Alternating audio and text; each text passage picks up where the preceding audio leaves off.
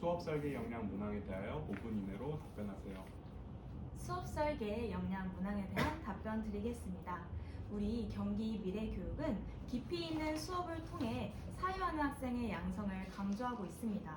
저는 사유하는 학생을 양성하기 위하여 무엇보다 학생의 행위 주체성이 함양할 수 있는 교육이 중요하다고 생각합니다. 그러므로 오늘 수업에서 제가 고려한 방안은 바로 두 번째, 학생 스스로 학습 과정을 주도할 수 있는 기회를 부여하는 수업입니다. 이러한 방안을 중시한 이유는 바로 학생의 이 미래사회의 대처 능력을 무엇보다 함양하는 것이 중요하기 때문입니다. 학생들이 마주하게 될 미래사회는 기후위기, 생태환경 등 굉장히 다양하고 복잡한 문제 상황을 대처해 나가야 합니다. 이런 미래 사회를 스스로 설계하고 주도하는 능력이 무엇보다 필요하기 때문에 학생의 주도성을 오늘 수업을 통해 기르고자 하였습니다. 수업 설계를 위해서는 내용, 방법, 평가의 측면에서 교사의 재구성이 필요합니다. 저는 내용, 방법, 평가의 측면에서 학생의 주도성을 기르고 깊이 있는 수업을 진행하기 위한 방안을 말씀드리겠습니다. 첫째, 이 내용의 측면에서 교육과정상 핵심 아이디어를 재구성하여 저만의 핵심 역량인 역사적 맥락을 도출하였습니다.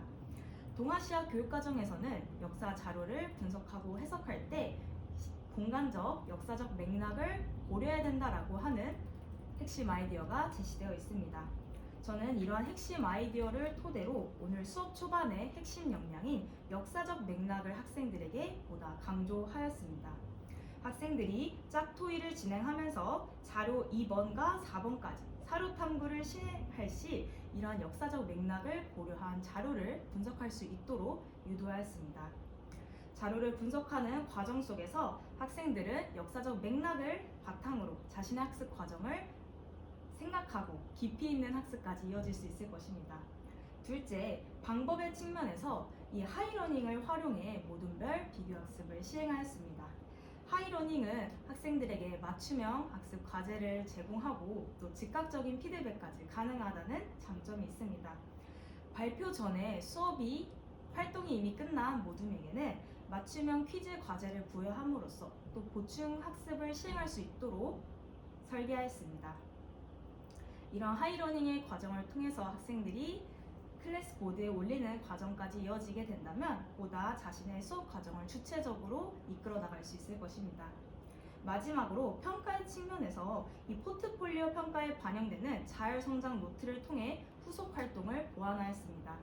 자율성장 이 노트의 주제로서 이 동아시아의 근대적 조약체제의 이 불평등 조약을 한번 바꿔보는 활동을 학생에게 제시하였습니다.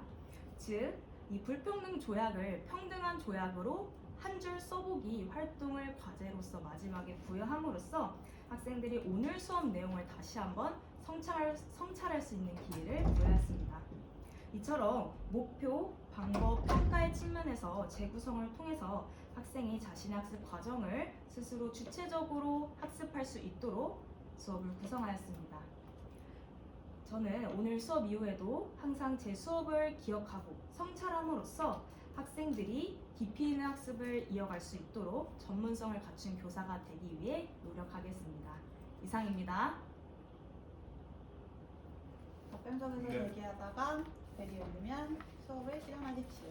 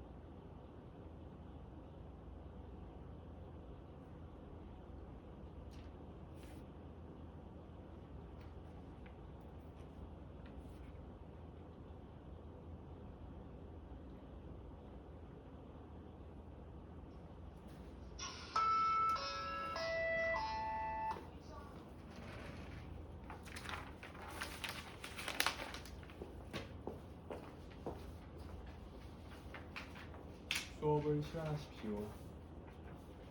관리번호 10번 수업 실험 시작하겠습니다. 네, 선생님과 함께 생각을 키우는 역사 수업 오늘도 힘차게 시작해 보겠습니다. 자, 오늘 배울 학습 주제 다 같이 읽어볼까요? 맞습니다, 여러분. 동아시아의 개항을 주제로 오늘 수업 진행해 보겠습니다. 자, 오늘 수업을 통해서 여러분들이 반드시 배워야 할 핵심 역량은 역사적 맥락입니다. 19세기에 동아시아가 개항되게 된 것은 바로 이런 여러 가지 이 제국주의의 열강의 침략이라고 하는 역사적인 배경 속에서 형성이 되었습니다. 이런 역사적인 맥락을 고려해서 오늘 학습을 이어갈 때 여러분들이 보다 학습 내용을 깊이 있게 이해할 수 있습니다. 그러므로 첫 번째 이 개항의 과정에 대해서 선생님과 함께 알아가 보도록 하죠. 자, 여러분, 우리 한국, 중국, 일본을 대표하는 항구가 어디일까요? 한번 지역을 말해볼 수 있을까요? 우리 도경이? 그쵸. 한국에는 인천이 있고, 중국에는 상하이, 일본의 나가사키, 다양한 항구들이 있습니다. 바로 이 항구가 언제 개항이 됐는지 오늘 우리 동아시아의 개항을 통해서 알아볼 것인데, 이 개항이라고 하는 것은 항구를 열다라고 하는 것이죠. 우리 친구들이 말한 이 항구들이 바로 이 19세기 이 열강의 침략이라고 하는 과정 속에서 항구가 열리게 되었습니다. 자, 그러면 첫 번째로 이 청나라의 사례를 먼저 살펴보도록 하겠습니다. 자, 우리 이 스마트 TV에 있는 선생님이 사진을 띄워놨는데요. 바로 이 첫 번째 이 청나라의 당시 경제 상황을 알 수 있는 사진입니다. 자, 여러분, 선생님이 질문 하나 드릴게요. 이 청나라가 이 은이 계속해서 유출되고 있습니다. 자, 그럼 여러분들이 도표를 한번 분석해 볼 때 은이 유출되게 된 요인은 무엇일지 한번 파악해 줄 수 있을까요? 생각할 시간 3분 드릴게요. 좋습니다. 한번 틀려도 괜찮으니까 용기 있게 발표해 줄래요? 우리 승진이. 그쵸. 우리 승진이가 잘 말해준 것처럼 이 은이 유출하게 된 것은 이 아편의 유입으로 인한 상황 때문이라고 볼 수 있습니다. 자, 우리 수업 초반에 선생님과 이 아편 전쟁에 대해서 사진을 통해서 또 보았는데 이 청나라는 바로 이 아편 전쟁이라고 하는 전쟁 속에서 개항을 하게 되었었던 것이죠. 그래서 이 은이 유출하게 된 것은 바로 이 아편의 밀무역 속에서 일어나게 되었다.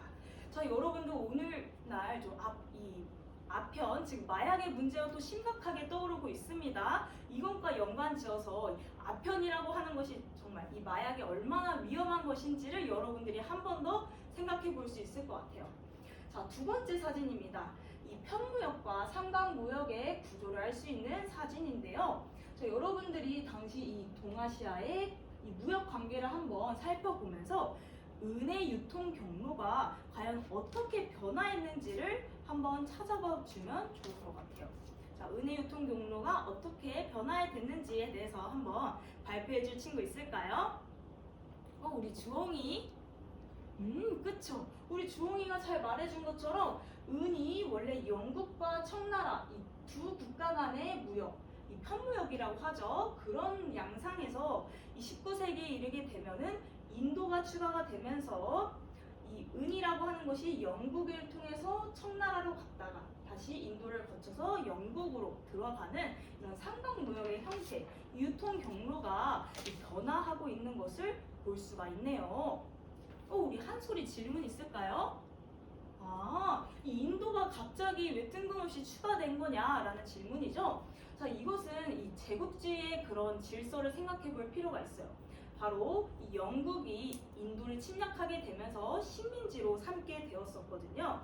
그래서 이 식민지 인도에서 바로 이 아편을 재배하게 되고 이 아편을 청나라로 들어오게 하면서 영국에서 빠져나가게 되는 은을 다시 가져오고자 이런 삼강무역의 구도를 만들었었던 것입니다.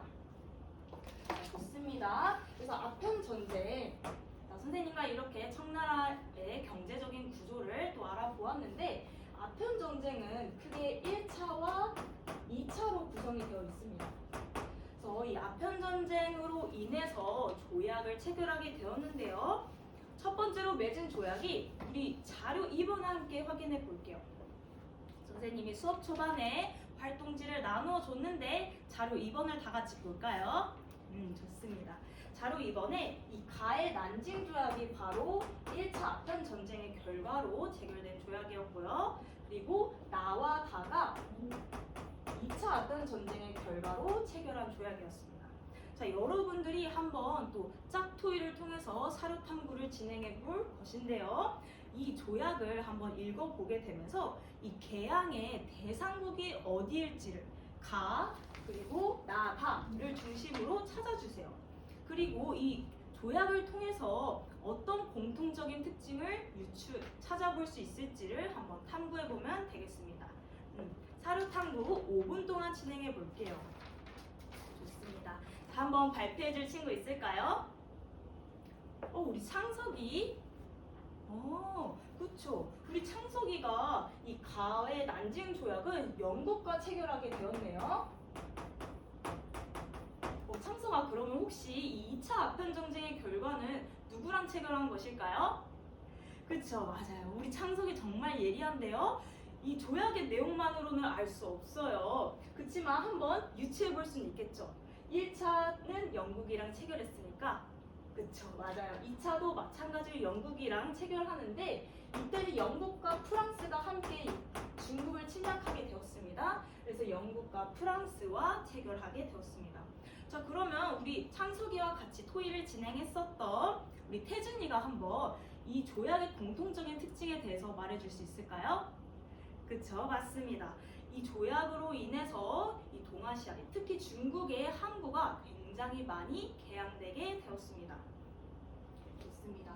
자, 이렇게 우리 청나라에 대한 개항 과정을 알아보았는데요. 그 당시에 동아시아 국가, 이 조선과 일본 그리고 베트남은 어떠한 개항 과정을 거쳤는지를 한번 선생님과 구체적으로 알아보도록 합시다. 자, 여러분들 지금 이렇게 동아시아 개항의 과정을 알아보고 있는데 오늘 핵심 역량 절대 잊어서는 안 됩니다. 이렇게 제국주의 열강의 침략 과정 속에서 계속해서 개항이 일어나고 있다는 흐름을 꼭 기억해 주세요. 그래서 일본, 조선, 베트남. 자, 여러분들 자료 3번을 한번 보겠습니다. 이 자료 3번에서 여러분들이 중점적으로 보아야 할 부분은 두 가지입니다. 첫 번째로는 자료 3번과 4번을 탐구해 볼 건데요. 첫 번째로는 이 조약의 특징 중에 중요하다고 생각되는 부분을 한번 밑줄로 그어주세요. 그리고 두 번째로는 여러분들이 만약에 그 당시에 일본과 조선, 베트남 사람이었다면 이 조약을 체결했을 때 어떤 감정이 들었을지를 한번 자유롭게 논의해 주세요. 이번에도 짝토이로 진행해 볼 건데 이 짝토이 선생님의 질문에 대해서 탐구할 시간 또 5분 드리도록 하겠습니다. 활동하다가 어려운 부분 있으면 선생님한테 언제든지 질문해 주세요. 선생님이 바로 갈게요. 우리 자연어둠. 우리 예지랑 다현이는 짝토이가 벌써 일찍 끝났네요. 근데 우리 아직 두 친구가 활동이 마무리되지 못한 것 같아요. 그래서 자료를 읽는 게 조금 어려울 수 있으니까 우리 예지랑 다현이가 한번 도움을 제공해 주는 건 어떨까요? 좋아요. 우리 예지, 다현이 선생님이 3급 정교사로 임명하겠습니다. 우리 다른 두 친구가 학습 보완할 수 있도록 조금 도와줄 수 있을까요? 좋아요. 계속해서 책임감 있게 활동 진행해 주세요. 좋습니다. 자, 이렇게 사료 탐구 진행해 줬는데 한번 발표해 줄 수 있을까요?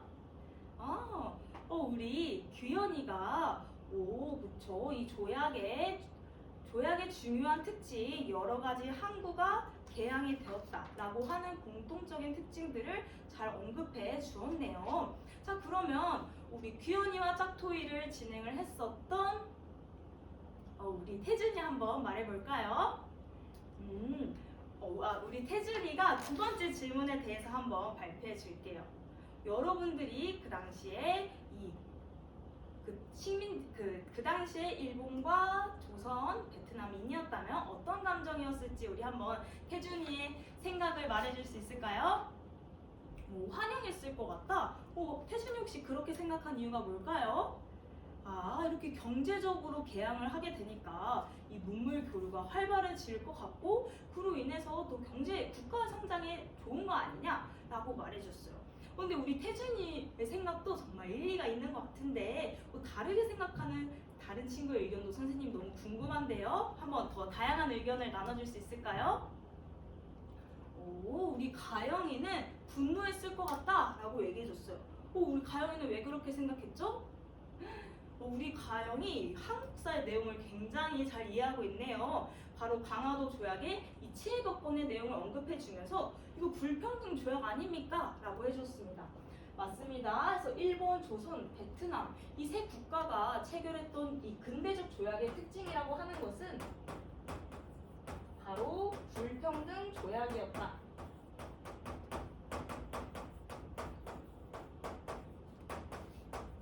라는 것을 또 우리가 사료탐구를 통해서 알 수 있었네요. 그렇지만 일본은 그 조약의 대상국이 미국이었고 조선은 일본이었고 베트남은 프랑스였다. 정말 다양한 제국주의 열강과 개항하게 되었다는 차이점도 알 수 있었네요. 그래서 근대적 조약의 특징이라는 공통점과 차이점을 함께 확인해 볼 수 있었습니다. 좋습니다. 자, 우리 선생님과 너무 쉼없이 달려왔으니까 잠깐 쉴 텐데요. 잠깐 쉬기 이전에 우리 다음 시간, 다음 활동 선생님이 언급하고 쉴게요. 자, 우리 매번 진행하는 생각쑥쑥 활동, 이번 활동을 통해 여러분들이 어떤 생각을 펼쳐줄 거냐면 바로 이 동아시아의 이런 개항에 대한 과정 속에서 특히 동아시아 각국의 개항,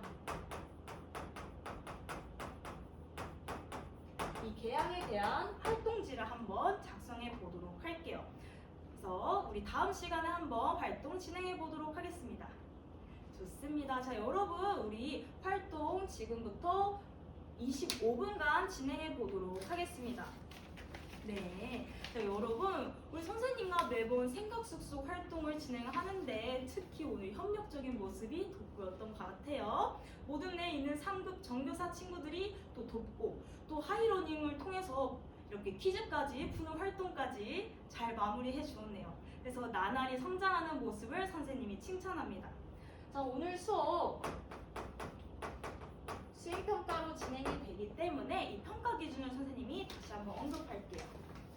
그래서 첫 번째로 이 역사적 사실에 부합하게 작성을 했는지 볼 것이고요. 두 번째로는 이 모두먼 간의 협력적인 모습이 돋보였는지를 선생님이 평가한다고 했었죠. 자, 그러면 한번 발표해 보도록 하겠습니다. 좋습니다. 여러분 이 하이러닝을 통해서 올려준 활동지도 잘 보았고 우리 자유모둠이 특히 발표한 내용까지 선생님이 아주 경청해서 잘 들었어요.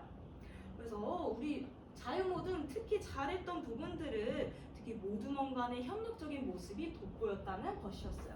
그래서 두 번째 평가 기준에 매우 부합한 모습을 보여줬고 조금만 더 이 부분은 보완해보면 좋을 것 같은데 선생님과 함께 생각해 볼까요?